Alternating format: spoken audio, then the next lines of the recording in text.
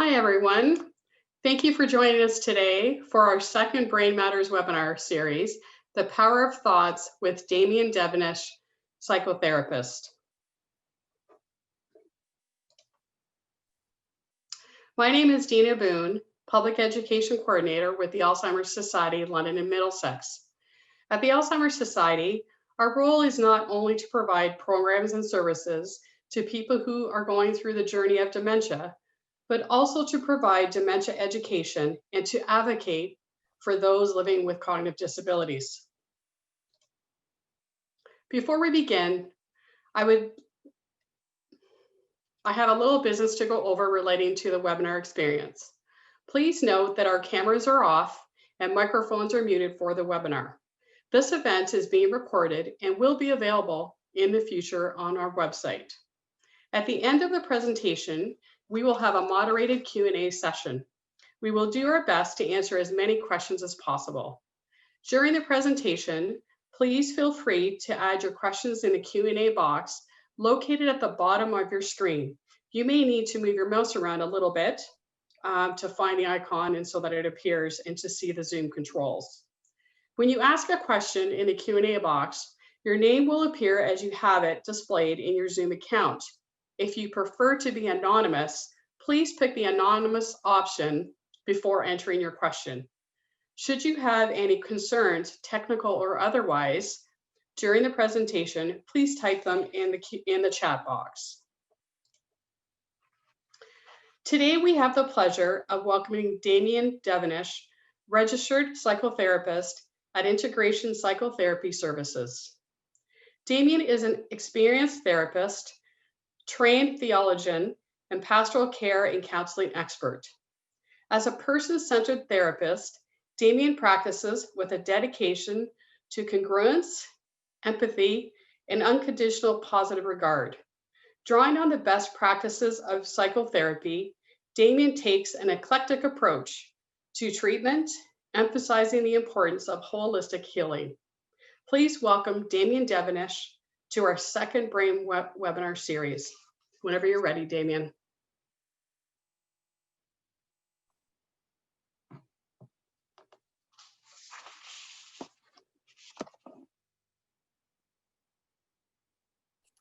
Thank you, Dina. I really appreciate it.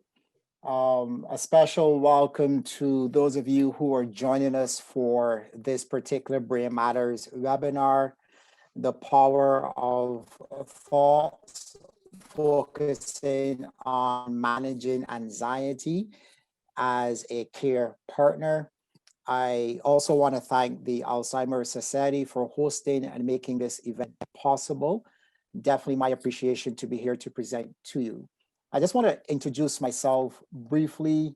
As Dina would have said, I am a registered psychotherapist and I have been practicing now for 15.5 years professionally.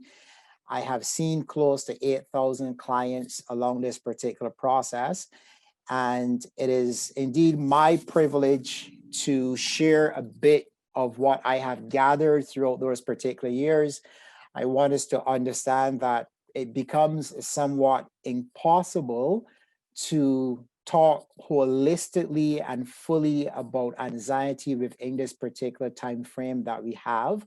I will try my very best to give you what you need in this particular moment, but also be mindful that you may need more going forward and you can contact me if you need to. This is where I am from. This is where my funny accent comes from. I am from the country of Barbados, which is located in the Caribbean. This particular beach is called Browns Beach. This picture was taken about 2 weeks ago by one of my cousins. And this particular beach was approximately about 7 minutes walk from my home in Barbados, a very lovely beach. And now I am in the cold. So it's indeed my privilege to be here because I love Canada, but I also love the cold. Believe it or not, I would prefer the cold every single day over this particular view. So that lets you know that I need a bit of counseling myself. This is my family. This guy here is my son, Caden. He is 2 years of age.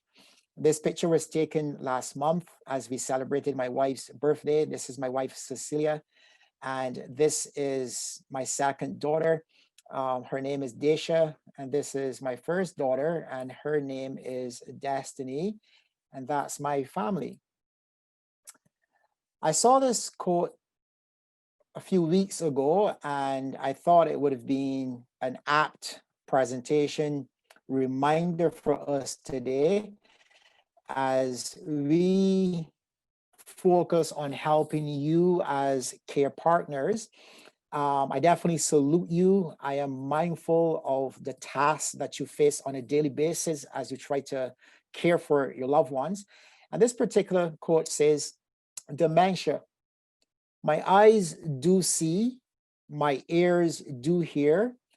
I am still me, so let's be clear. My memory may fade, my walk may slow. I am me inside, don't let me go. And I think this is a really good reminder as to why so many of us help and stand by our loved ones in a time of crisis, in a time of their particular health need. And I just want to take time to acknowledge you and to applaud you. You're doing a really phenomenal job. And I pray that God gives you the strength to continue in this particular task. I want to post this here for a minute or two and allow you to observe it.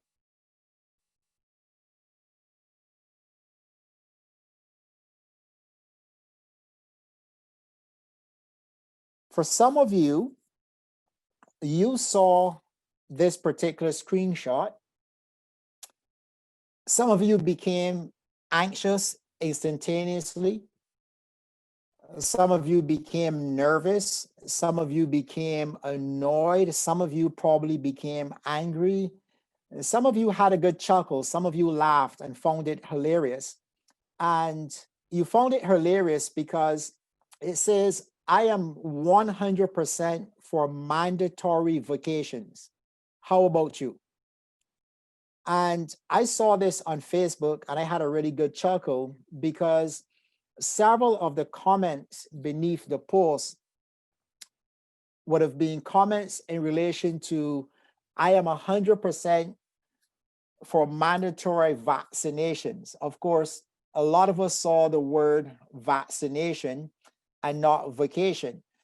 And the reason we saw that particular word vaccination and not vacation is because a lot of us in today's context, we find ourselves focused on COVID-19, we find ourselves focused on conversations about a vaccination and when we will receive a vaccination. And so that is why for many of us, when we saw this particular post or this particular image, we saw the word vaccination and not the word vacation. I want you to keep that in mind. I want you to focus and remember that particular thought. My brain does not respond to what is true or false. It responds to what we tell it. It responds to what I am focused upon. So because we are saturated with conversations about COVID-19, this is why a lot of us, when we saw that particular image, we saw the word vaccination and not the word vacation. I want us to understand that when it comes to our brain, it doesn't necessarily decipher what is true or false. It deciphers what we tell it, what we communicate to our brain. I'm going to take you through a particular exercise, and I would encourage you to follow along and to do this with me.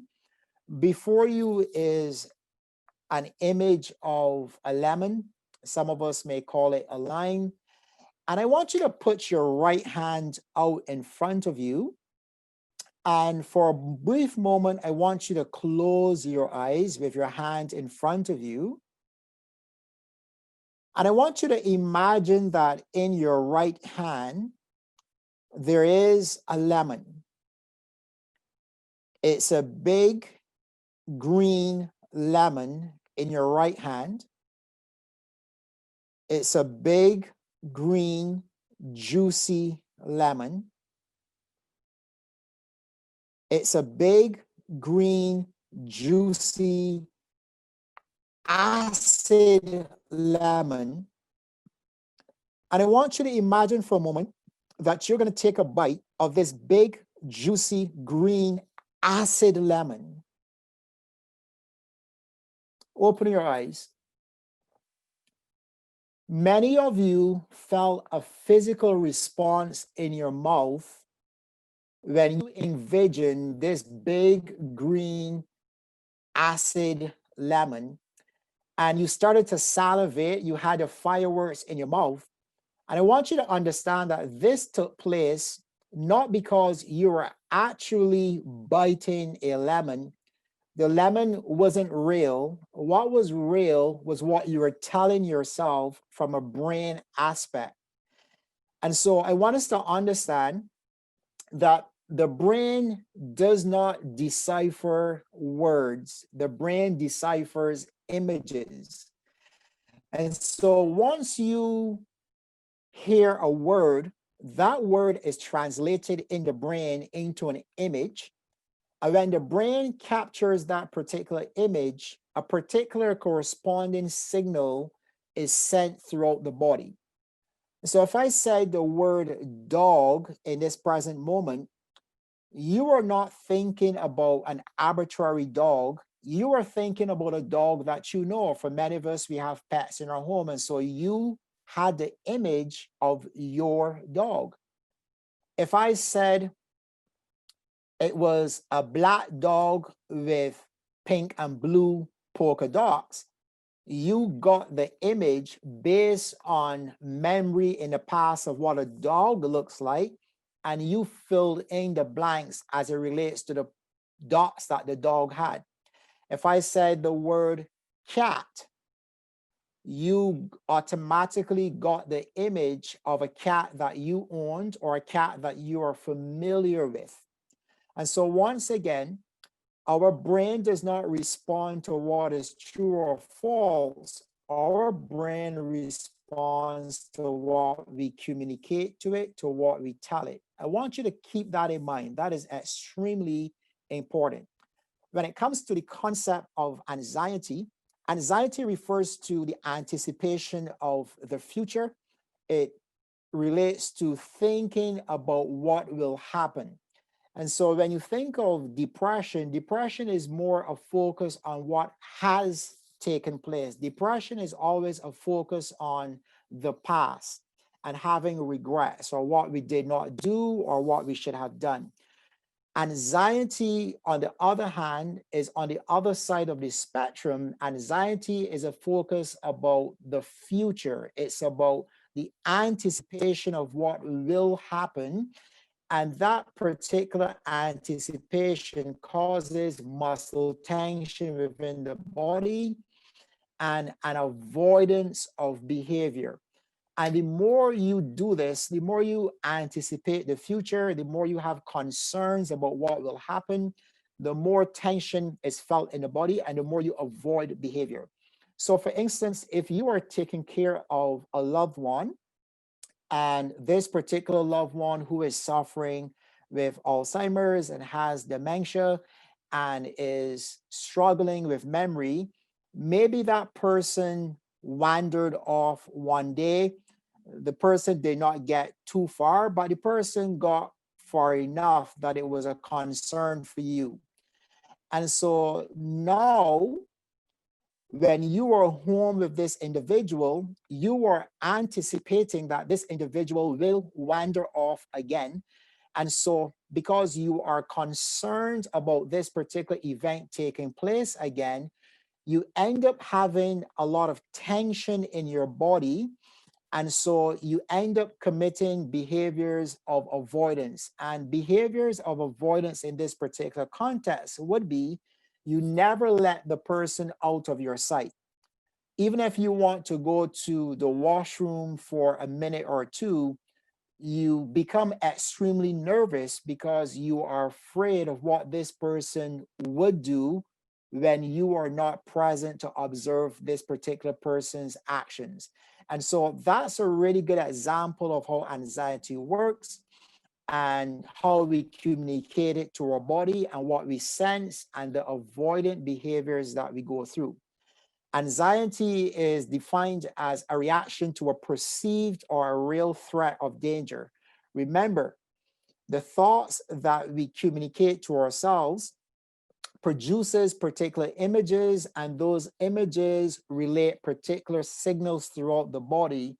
And it does not matter whether or not those fears are perceived as being real or just it is a perception that we are having.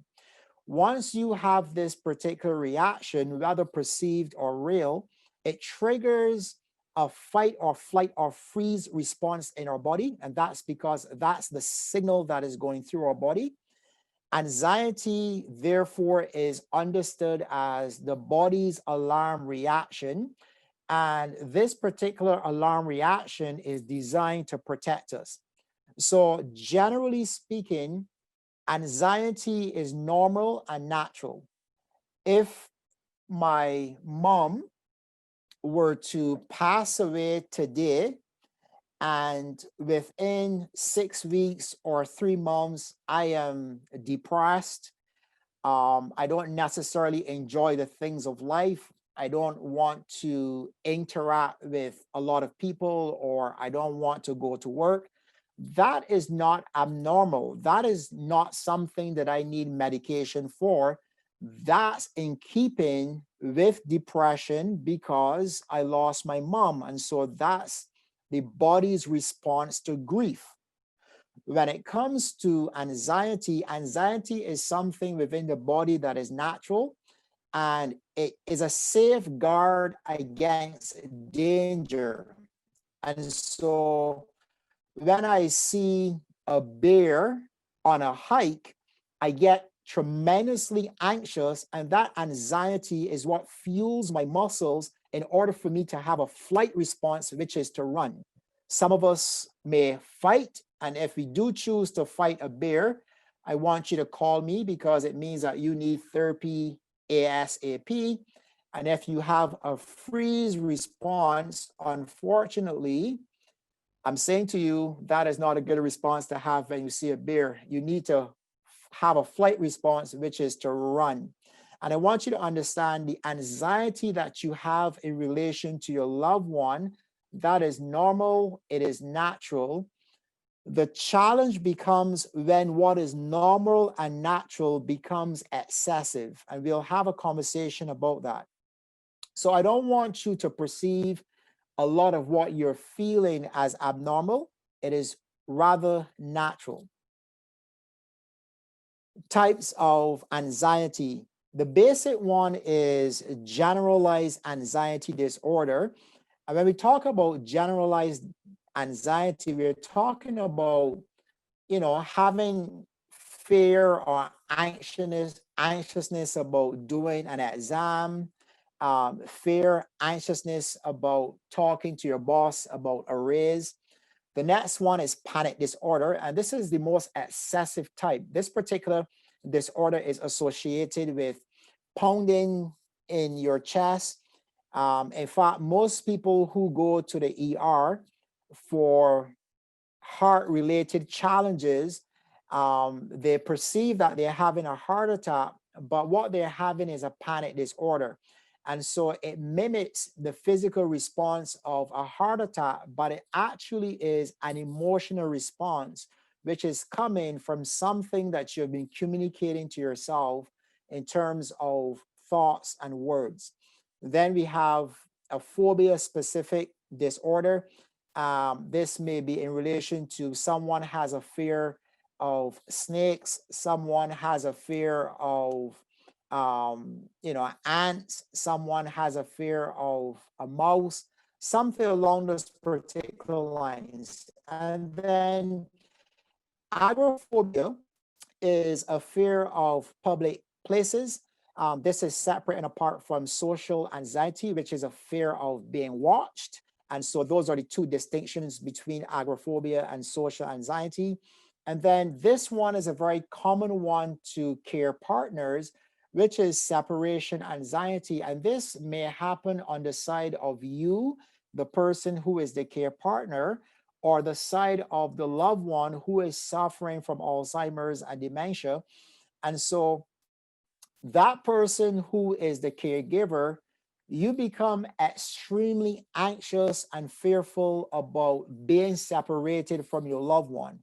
And so let's say you have to go to the doctor for something for yourself. You can't necessarily bring your loved one, the person you're taking care of.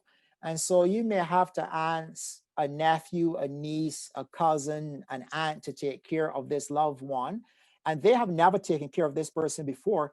And so you find yourself having this extreme fear, this extreme dread, because once again, you are fearful of what will happen to your loved one. On the other side of the spectrum, the individual who has this dreaded disease can also have a fear of separation. And that's because we spend so much time as a care partner with this particular person. This person has become comfortable with us. And when we are not there, this person actually has a response to us being absent. This is why if, as a caregiver, Mike is responsible for taking care of his father, let's say 70% of the time, when Mike's sister comes for a visit and she is now responsible for dad in that particular moment, dad may have angry outbursts or reactions in relation to that because he is having a fear in relation to separation from Mike. So I want you to be conscious of that.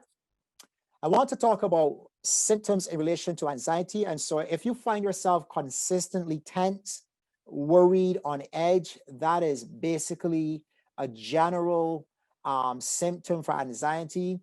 And these tend to interfere with activities such as family responsibilities, work and school. You find yourself with a lot of irrational thoughts that you cannot shake. You believe that something dreadful, something bad will happen if certain things are done a certain way. And so all of this comes from fear in relation to what will happen to my loved one. You avoid everyday situations. You experience sudden, unexpected attacks of heart pounding. And this is more in the line of you're having a panic attack. And so, for instance, when it comes to medication, let's say your loved one gives you significant challenges in taking medication.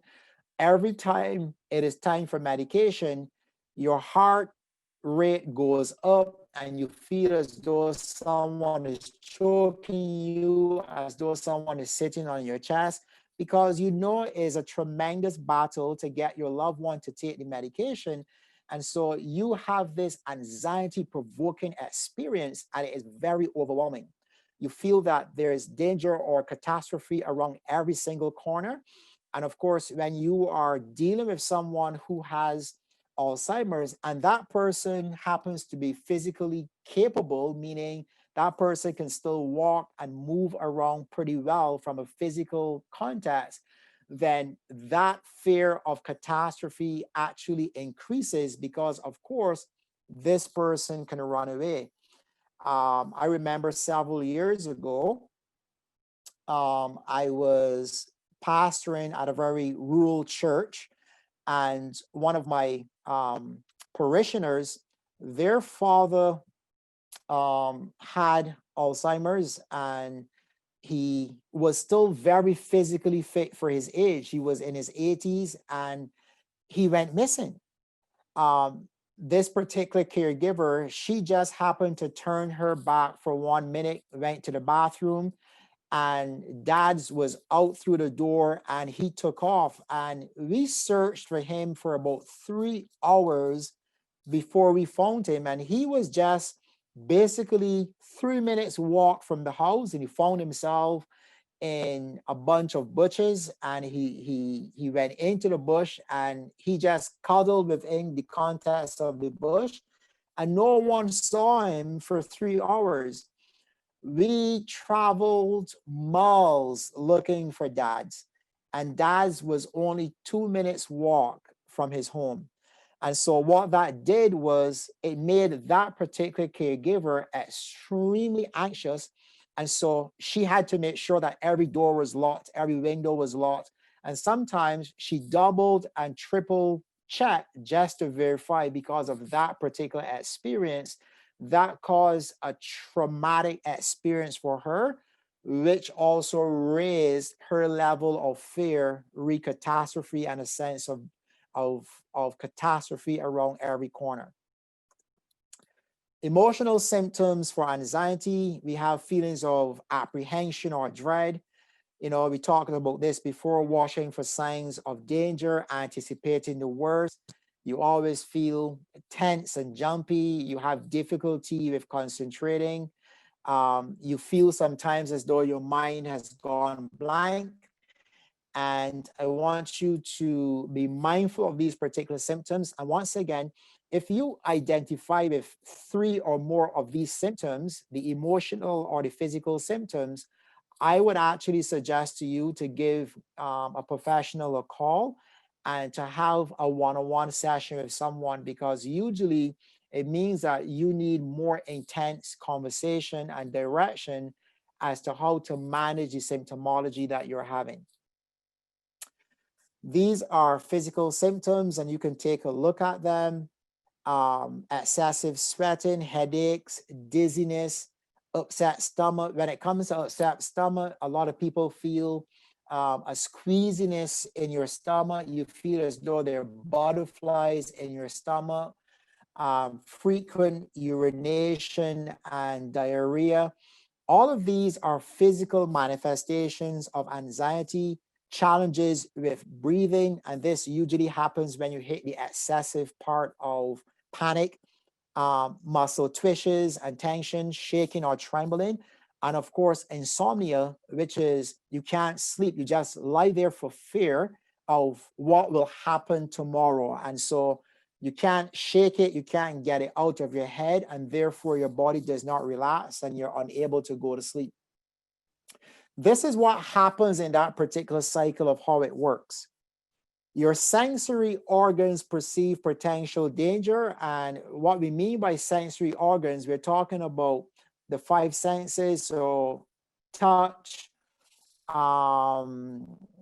sight, smell, taste, hearing. This is how we interpret a world based on our 5 senses. So once again, once you pick up that particular interpretation, your brain deciphers what you are seeing, what you are hearing, and the brain translates it into a particular image, and that image gives a response, which is a flight or fight or freeze response. Your brain signals to your body to prepare for danger because the signal goes through the body. The body produces more anxious thoughts. You find yourself in this consistent loop of perception, of thinking, of a signal of danger, and that loop just goes over and over again. And your senses once again perceive more symptoms of danger, and the brain registers that perceived danger from the symptoms. And once again, this cycle just perpetuates itself. Carl Jung, a famous psychiatrist, said, "Who looks outside dreams, who looks on the inside awakes." And what he is referencing here is the fact that anxiousness does not come from what is happening outside.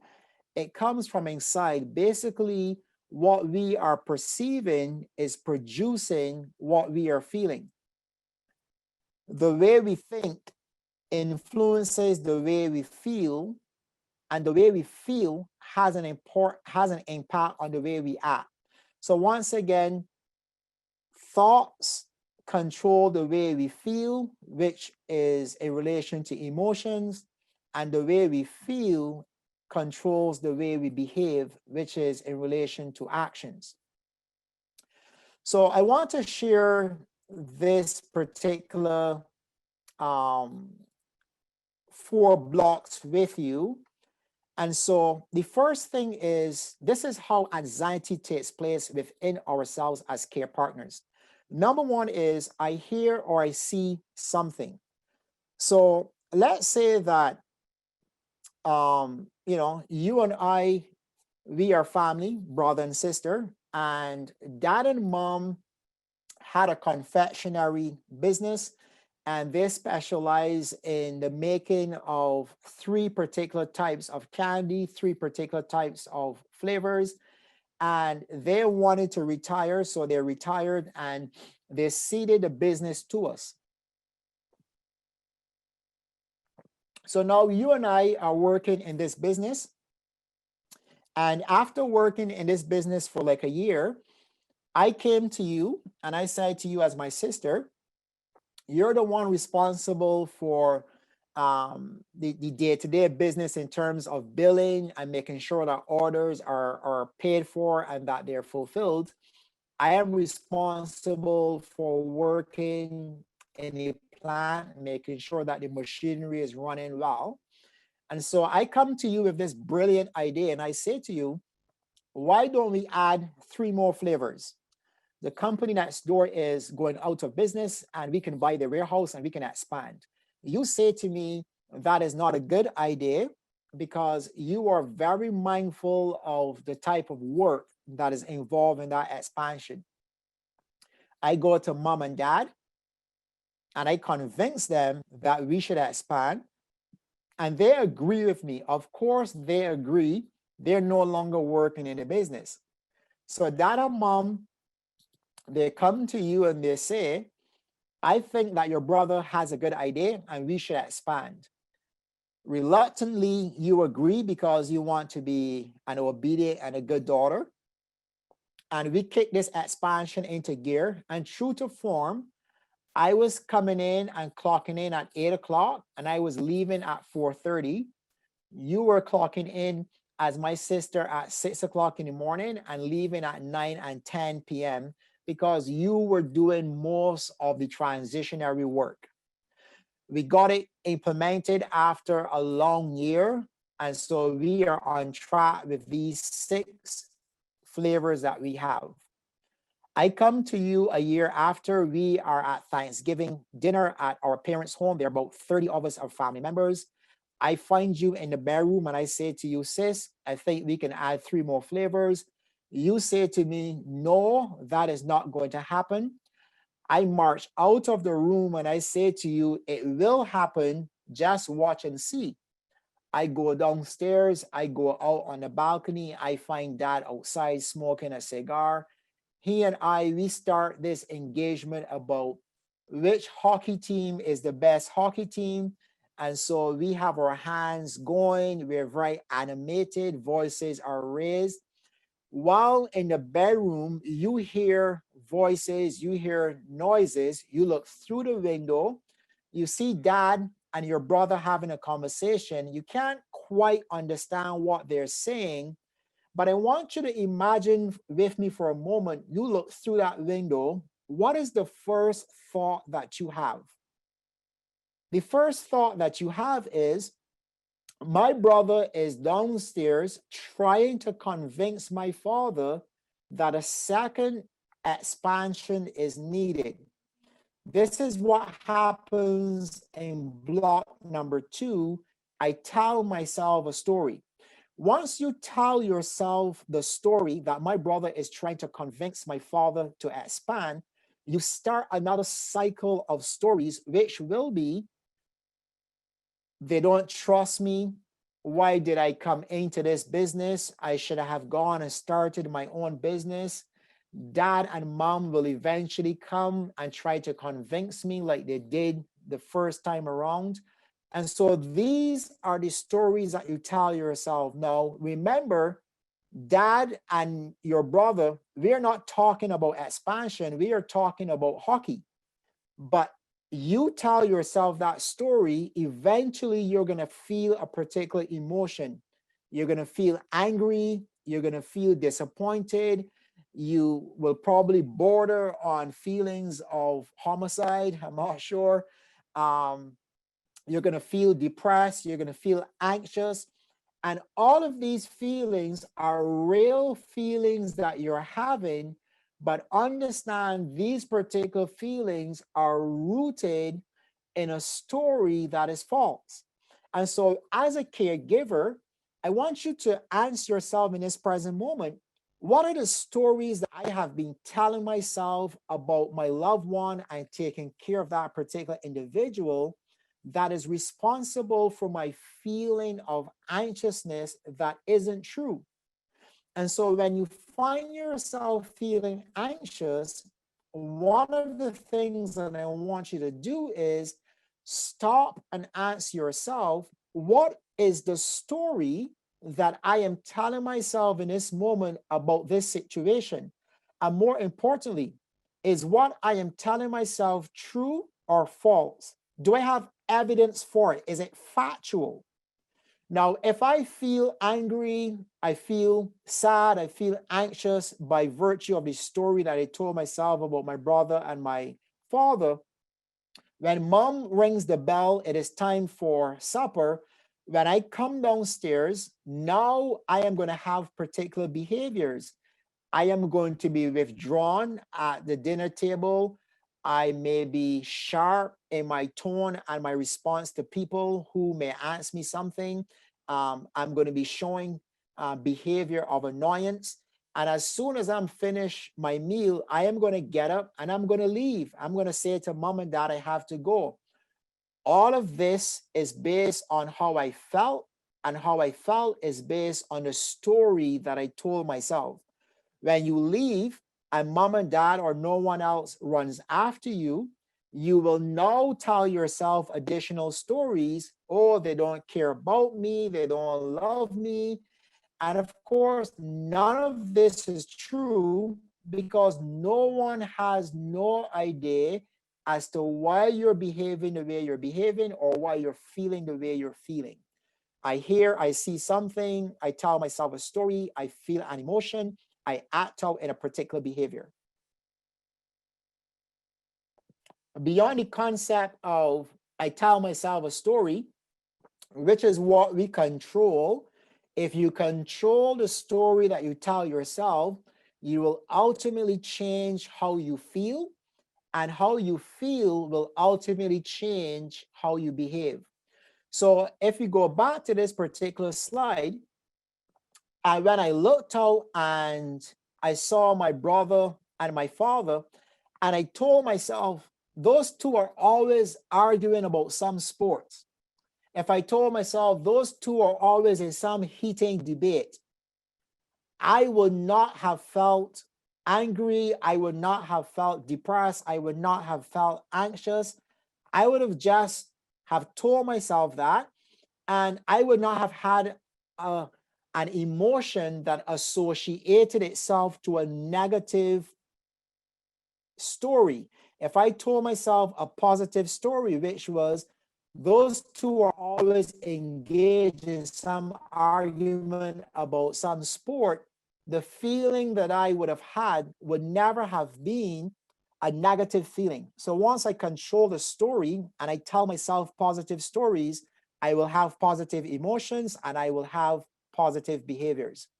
Outside of that particular context of what I tell myself as a story, I want you to be mindful of these particular things. If I find myself excessively anxious, also consider that alcohol, caffeine, nicotine, marijuana, pop in terms of drinks, and sugar, all of these things negatively increase our feelings of anxiety. And I want you to be mindful of this, because as a caregiver to someone with Alzheimer's, you also want to make sure that you are taking care of yourself physically And if you can limit the intake of these particular things, you will also limit the symptomology or the manifestation of the anxiety that you're having. And this is also in addition to the stories that we tell ourselves. Basic steps that you can take: try to do a physical activity for yourself a minimum of 3 times a week. And so if you can do, like for instance, a 30-minute leisure walk on Monday, a 30-minute walk on Wednesday, and a 30-minute walk on Friday, that would be very helpful for you. We have winter, and so most of us tend to stay indoors, and you go on a treadmill. That is helpful. However, the preference would be to do it outside where you can have fresh air, where you can have sunlight, because from a mental standpoint and a physical standpoint, that helps better. You need to have a hobby. And so you need to make time for yourself where you are not taking care of your loved one 24 hours a day, but take some time for yourself so that you can do something for you. Because of course, what that does is it actually improves your sense of freedom, and it gives you a sense of energy and relaxation. Sleep is very crucial. If you are engaging with excessive alcohol, caffeine, nicotine, marijuana, and sugar, these things will negatively impact your sleep. And of course, if you find yourself predominantly taking care of a loved one, you will have challenges with sleep. And so you're going to excessively feel tired. And so you don't want to put a wet blanket on top of something that's already wet, because you're just making it worse for yourself. Create a technology timeout. And so a lot of us are addicted to our phones, addicted to Facebook, addicted to all sorts of different apps and being on the computer. Be mindful that, taking time just to sit, look through a window, taking time just to sit and to ground yourself and become conscious of your breathing. Take time to sit, to read a book. And of course, this is as much as possible in terms of the time and the freedom that you have to do this. But every day you should consciously take a time out from technology if you find yourself excessively dealing with anxiousness, because this will help. When it comes to breakfast, having a focus specifically on eating in the morning will help with symptoms of anxiety. And so you want to be mindful of fruit. You want to be mindful of things like avocado, things like eggs, things like nuts, preferably cashews, almonds. You want to be mindful of taking nutrients along those particular lines, because those help with the central nervous system. And of course, the healthier your central nervous system, the less anxious you will be as well. You also want to take timeouts in relation to connecting with friends, connecting with family. And if you can do this on a weekly basis, these things will be very helpful to you. If you have benefits, please use your benefits. Too many of us pay companies for benefits, and we do not maximize them. If you have chiro, massage specifically, use these things. And if you can go for chiro, or you can go for a massage once a month, or at least once every 2 months, these things will be part of your self-care routine, which helps in relation to managing anxiety. Now, I want to share 4 particular skills with you as we come to an end in this particular presentation, and we give you an opportunity to answer your questions. When it comes to managing anxiety, remember we said it is not about what is outside, it is about what is inside, the things that we are telling ourselves as stories. And so there's something called alternative thought. And so if I find myself on the hamster wheel, just turning and turning in my thinking, turning and turning in my thoughts, and I can't shake it, you need to distract yourself so you give your brain the opportunity to have a sense of relief. And so what you can do is you can find an object that has the most complexity to it. And so when you find that object, you want to try to describe that object in as great a detail as you possibly can. And so, for instance, there's a plant in front of me, and I want to describe that plant. I want to say, well, the leaves are shaped like a heart. The leaf actually has a tip that is pointy to the bottom. The leaf has very small stems connected to it, and these stems are elongated. There's a flower that is red and yellow, and it has a bud on it. Um, there are 3 flowers, and there are approximately 12 leaves. And so you get the general idea. You want to describe the object in as much detail as possible, and you want to verbally say it so that you can hear your own voice. Because when you hear your own voice, it registers at a level deeper than if you just think about it or read it.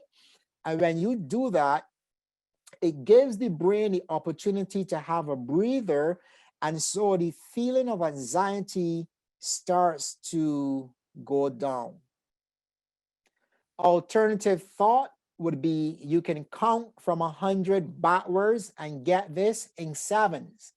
And so you have to focus on counting backwards from 107 in numbers of 7. And when you do that, once again, you become focused on the counting backwards. And so that distracts the brain from the focus of the worry, and it gives the brain the opportunity to relax again. There's also alternative feeling. And so if I had a hammer and I were to pound you on your thigh, and then I were to also pound you on your knee, both will hurt, but you will more register the pain on your knee than you register the pain on the thigh. And that's because the thigh has a lot of flesh attached to it, whereas the knee doesn't have that amount of flesh. And so you're going to hit the knee with a very powerful impact. The thigh will hurt, but you will be more focused on the pain on your knee because it's going to be a greater sense of pain. And so when you have anxiousness, if you get a piece of ice, an ice block, and you were to rub that ice block in a circular motion around your face, what you are doing is that you are introducing to the brain a sensation other than a sensation of worry or fear or dread. And the brain is going to focus on that sensation that is coming from the coldness of the ice, which will also give the brain the opportunity to relax. You can also take your face and you want to get a bowl of cold water, and you're going to insert your face into that cold water. You're going to count to 7. You're going to take your face out. You count to 3, and you can do this again. And you can repeat this cycle for about 3 or 4 times. And that alternative sensation will give the brain the opportunity just to de-stress, and the sensation of the fear, the anxiousness, and the dread will slow down. Alternative feeling when it comes to soothing, you find yourself excessively anxious. If you have a dog, you have a cat, you can actually pet these animals, and the soothing sensation that comes from doing that will also arrest the feelings of the anxiety and give you a chance to relax. Now, these particular distress tolerance skills will not cause you to relax for a day or a week. It just helps in the immediate moment. And as was said before, if you find it excessively sore for you, call a practitioner and have an in-person session. Alternative feeling for women, you can also try brushing your hair. That sensation actually releases serotonin that helps you with that feeling good sensation, and it actually calms the sensation of anxiety as well. This is my contact information. And if there's ever a need to get in contact with me, you can reach me at contact@integrationpsychotherapy.ca. That's my email address. You can also go to my webpage as well, Integration Psychotherapy Services. And that's my number, 226-224-6867. It was my privilege to present to you, and I look forward to your questions and hopefully being able to answer those for you. All the best. Bye-bye. Thank you so much, Damian, for that insightful presentation. Lots of great information for people to take away. So now we're going to start with our Q&A session, and we actually have a couple of questions already in the queue. So, Damian, I'm going to start off with the first question from a caregiver, and it's actually a two-part question. So they say, we are a blended same-sex family. My children and siblings are very supportive and involved with my partner as her dementia progresses. Her children and siblings are not at all involved, although my partner would claim she is close to her family. As a caregiver, how do I reach out to them to invite them to become more involved? If they ever needed to care for her in their homes, they wouldn't know what her needs are. So that's the first question. Okay. So number one would be to understand that because you are the primary caregiver in the home, it is very unlikely that people outside of your home fully understand what is happening in the context of the home. And so their understanding of what your loved one is in need of, there's going to be an imbalance because you are seeing it every single day and they aren't. And so understand that from that particular perspective. Secondly, you also want to understand that sometimes people feel incapable of helping because they doubt their own abilities to help. And so they actually stay away in opposed to coming closer. That doesn't mean that they don't love your loved one. It just means that they have a sense of fear about their own abilities. Now, what I would do is I would actually call a family meeting and I would actually update them on a regular basis as to what is happening with our loved one and actually put out there some of the things that we need help with, which may be at least once a week, I need someone to take care of her 2 hours in that particular week. Do we have any volunteers? And if we can have volunteers, maybe it doesn't have to be Dinah by herself. Maybe it could be Sister Dinah and Aunt Susan, and they do that 2-hour period together. And so invite them to come sometimes in groups of 2 or more, in opposed to just one individual. And that may be more helpful for them in stepping up to the plate in that particular regard. Thank you, Damian. So the second part to this question is, my anxiety is not around my partner's decline. It's around how I will manage it and still find time for myself as an independent person. Yeah, and that's a very common experience that we have. And that experience is coming from not what is, but what we fear. And so what is happening there is more often than not, you tell yourself, if I am not there holistically to take care primarily of my loved one, I don't love that person enough. And of course, there's also the fear of How are others perceiving me if they know that my loved one is suffering with this particular disease? And I find myself outside golfing, I find myself outside playing soccer, I find myself outside taking a trip. What I want you to understand in that particular context is when you get on an aeroplane, the air hostess will do a demonstration and they will say to us, if there is cabin pressure loss in the aeroplane, the mask will drop. And the first thing I want you to do is to put the mask on yourself first. The reason for this is because if you go unconscious, you can't help the person next to you. And so in so much as you have fear in relation to taking care of yourself and doing things for yourself, you need to understand that a healthy you makes it more possible for a healthy person that you are a care partner with. And so I would have a schedule where I mandatory take time for myself, even if that means paid help coming into the home or inviting friends or family for an hour or two. You would be really amazed as to what an hour or two intentionally for you can do in a week's time when it comes to self-care. Thank you, Damian. The next question is, any tips on working with anxiety in the Alzheimer's patient, or is that a separate topic? That is a separate topic.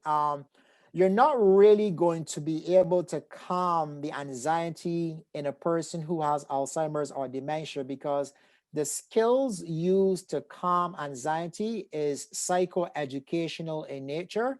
And that person is going to have trouble recalling or accessing the knowledge that you're going to give to them in order to use it. That's because they have dementia. And so the most common thing that you can do with that particular person is being there with them. And you would be amazed as to how a hug can help that person. And of course, structure and order, because a person who has Alzheimer's or dementia, that person functions way better with structure and order. And so keeping a routine, keeping a cycle will help with calming that person's anxiety. I just want to add a little comment to that, Damian. Susan used to use a technique with her mom, and she used to share a count backwards with her. And she said it worked like a charm. So if that's something that might be helpful. So that's thanks for sharing that, Susan. That's a great tactic. And that's that distress tolerance scale of counting backwards for sure. It definitely helps. It takes the person's mind off of what is happening in the moment. The next question is, could a physical reaction to anxiety be evident in a seizure? Yes. It is a rare occurrence, but sometimes it can happen. And you don't necessarily have the seizure because of the anxiety. You have the seizure because you have challenges with another issue, another physical issue, like you do have issues with seizures. And so the more your heartbeat goes up, the more you have that physical sense of something is to be feared or pending doom, it can trigger the physical manifestation of the seizure.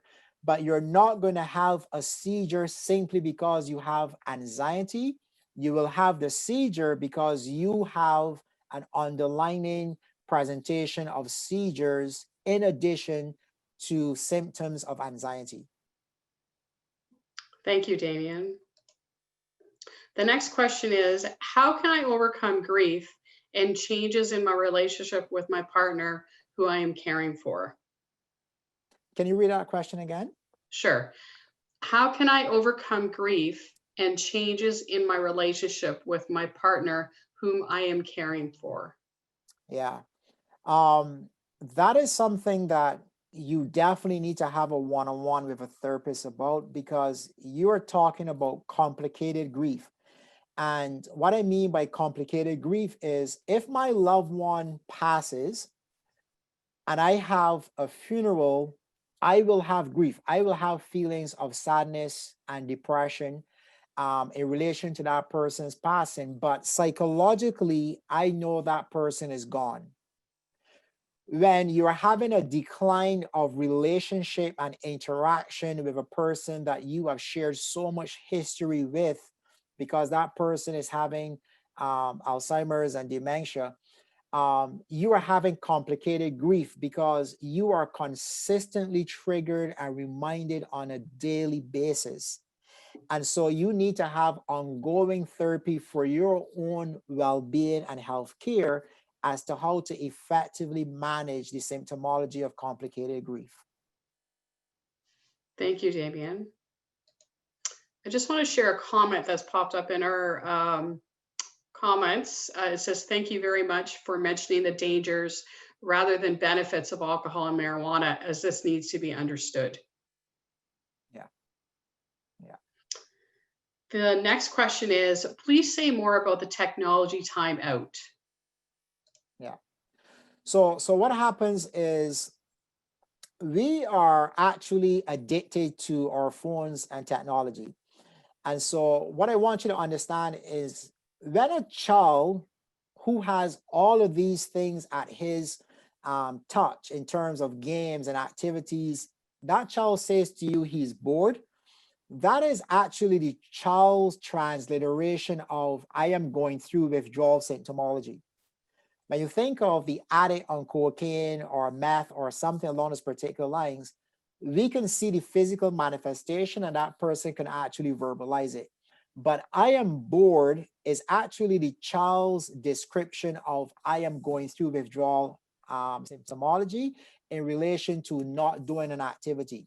And so when you think of what it means to be calm, what it means to not do a particular activity, this is where a release of grounding comes, a release of releasing that tension in the body comes. And so when you intentionally take time away from your devices, you are intentionally becoming aware of how you are feeling from a sensation standpoint and becoming comfortable with the feeling in opposed to trying to get rid of the feeling with distraction of a device. So we're using the device as a distraction to mask the symptomology of what we're feeling. That does not help. That actually makes it worse because when we come off of the device, then we feel the spiking of the anxiety more. So at least once a day, try to take an hour or two off of the table in terms of I will not use my device. I will take this time just to sit and reflect. Thank you, Damian. The next question is exercise, hobby, sleep, technology time out, eat breakfast, connect with family, friends, use your benefits are all good basic steps. What are some tips on how to get started when feeling depressed and anxious? Okay. So if you feel depression, anxious, understand that this is not something that happened in the moment. This has been a consistent thing that has been building for quite some time. Remember, I said that depression is focused on the past, that which did not happen or that which took place, whereas anxiety is focused on the future, catastrophizing, that which I fear will happen. And so from that particular aspect, you need to focus on the stories that you're telling yourself. Give yourself permission to release the past. Give yourself permission to live in the moment.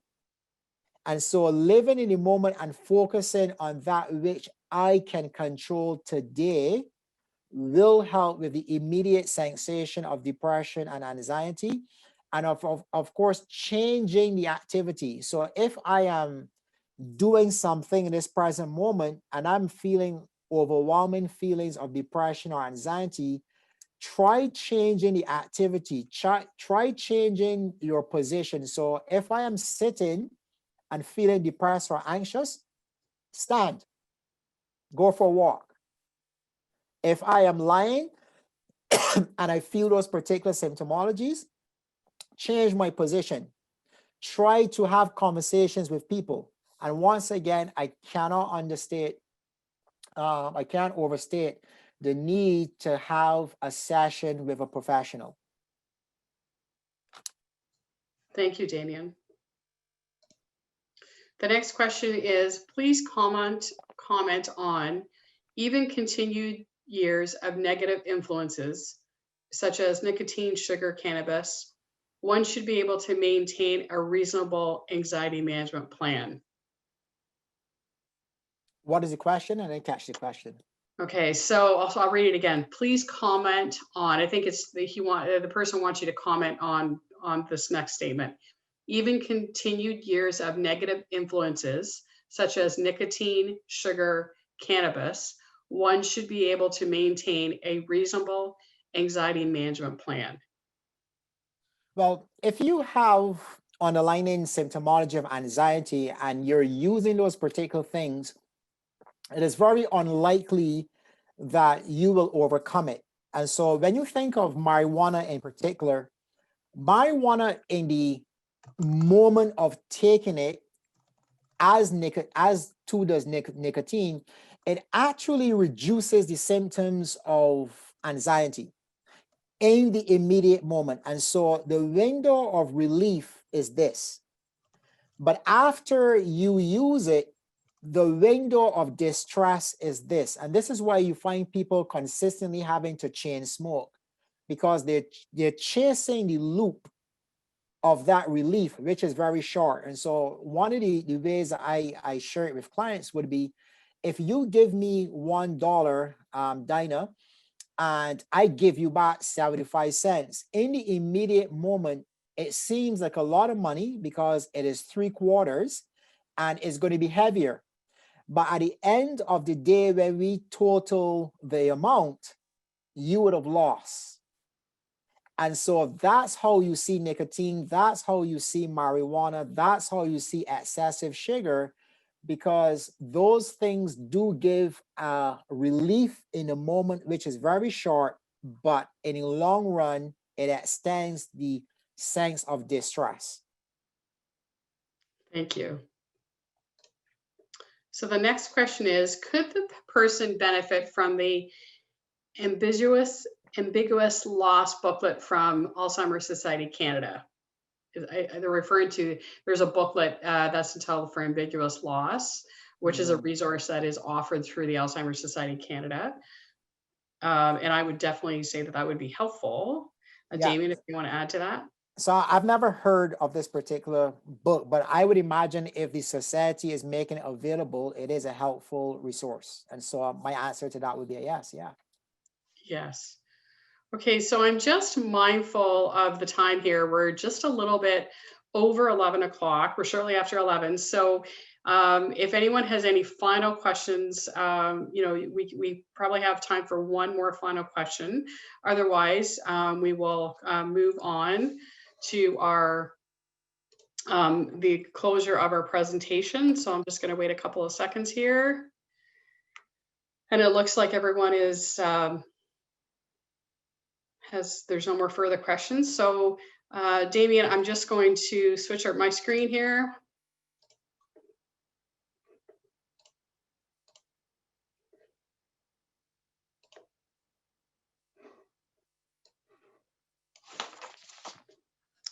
So at this time, I just would like to just thank Damian so much for taking the time out of your busy day to present this valuable information for us. We know that it will help many people, and to our attendees, thank you for viewing this month's Brain Matters webinar. Next month, we will welcome Australian Kate Swaffer, the award-winning human rights campaigner and CEO of Dementia Alliance International, whose topic is reframing dementia as a disability. In February, it is a special panel presentation on the double stigma of ageism and dementia. Hope you can join us.